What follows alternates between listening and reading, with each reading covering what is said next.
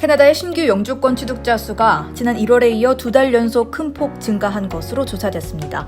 캐나다 이민부가 14일 공개한 이민자 추이 보고서에 따르면 지난 2월 영주권 승인을 받은 신규 이민자 수는 총 23,375명으로 집계됐습니다. 이는 전달인 1월의 수치에 비해서는 다소 줄어든 것이나 코로나19 대유행이 시작되기 전의 수치와는 맞먹는 수용 수준입니다. 보고서는 올해 캐나다가 총 40만여 명의 이민자 수용을 위한 페이스를 잘 유지하고 있다며 코로나19 재확산에도 불구하고 캐나다의 신규 이민 수준이 대폭 확대되고 있다고 진단했습니다. 자료에 따르면 캐나다는 앞으로 발표될 3월 보고서에서 수치상 지난해보다 더 많은 신규 이민자들을 수용했을 가능성이 큽니다. 현재 캐나다는 지난 1월과 2월에만 총 4만 8천 명의 새로운 영주권자들을 맞이한 상태로 작년 첫 2달 동안 집계된 수치와 비교해 큰 차이를 보이지 않고 있습니다.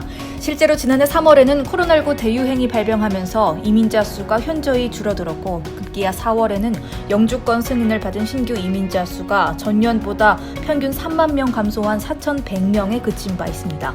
따라서 올해와 같은 수준대로라면 지난해의 이민자 수용 수준을 곧 따라잡을 수 있을 것이란 전망입니다.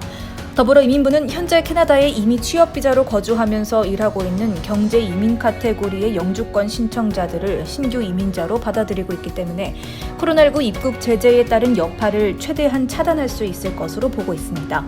또 이민부는 캐나다에서 거주하는 영주권 신청자 외에도 앞으로 코로나19 여행 제한에서 면제되는 국가의 신청자들을 더 많이 환영할 수 있을 것으로 기대하고 있는데 이 중 이민부는 올해 가족 초청 이민 카테고리에서 최대 10만 명을 수용한다는 계획입니다.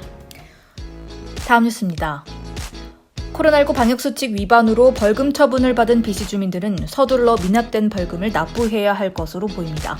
마이크 퍼너스 BC 공공안전부 장관은 13일 성명을 통해 코로나19 방역수칙 위반 관련 벌금을 자진 납부하지 않은 미납자들을 대상으로 추가적인 강제 조치를 가할 것이라고 밝혔습니다.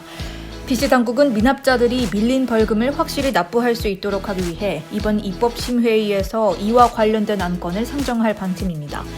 제안된 안으로는 벌금이 완납될 때까지 운전면허 갱신을 보류하도록 하는 조치가 포함됩니다.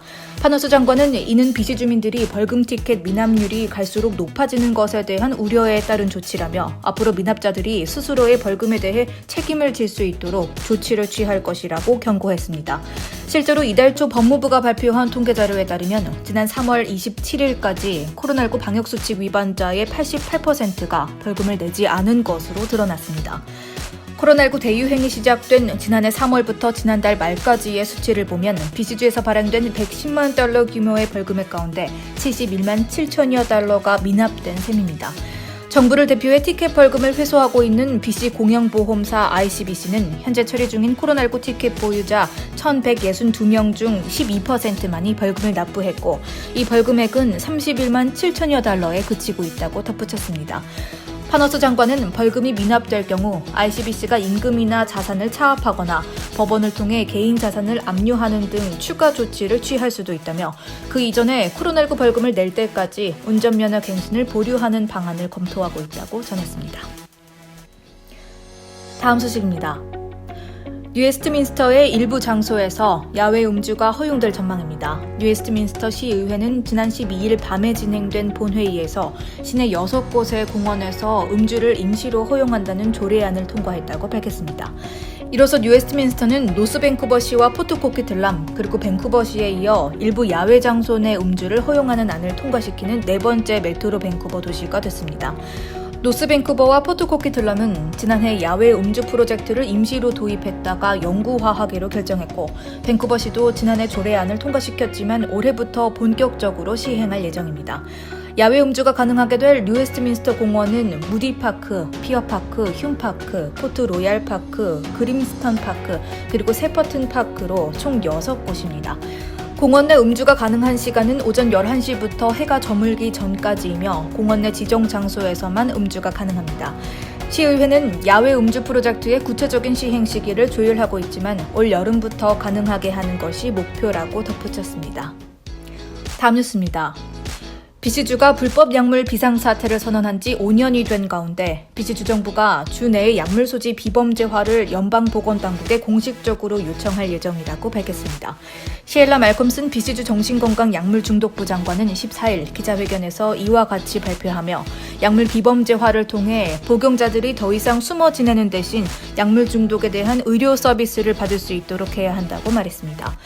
BC보건당국은 지난 2016년 4월 14일 BC 내 불법 약물 관련 사망자가 급증하자 공중보건 비상사태를 선언했는데 BC 검시소에 따르면 지난 5년간 최소 7,072명의 BC 주민이 불법 약물로 인해 사망한 것으로 보고되고 있습니다. 지난 5년간 약물로 인한 사망자는 남성의 비율이 80%였으며 30대에서 40대 사이의 사망자가 전체의 절반을 차지하는 것으로 나타났습니다. 팬데믹 이전만 해도 불법 약물 관련 사망자는 꾸준히 하락하는 추세였는데 2018년 1,510명이었던 약물 관련 사망자 수는 2019년 985명으로 급감했고 지난해 1월과 2월까지 그 추세가 이어지고 있었습니다. 그러나 코로나19 사태가 시작된 이후 상황이 점차 악화되더니 지난해 6월에는 역사상 가장 많은 185명이 숨지는 등 지난 한 해 동안 총 사망자 수는 1,724명으로 2018년에 기록했던 역대 최고 수치를 경신했습니다. BC보건당국은 약물 복용자에 대한 의료 서비스를 적극적으로 제공하기 위해 약물 소지 비범죄화를 요청하는 것과 더불어 지난해 8월을 시작으로 향후 3년간 4,500만 달러를 추가로 투자해 약물 중독 치료에 대한 서비스를 지원한다는 계획입니다.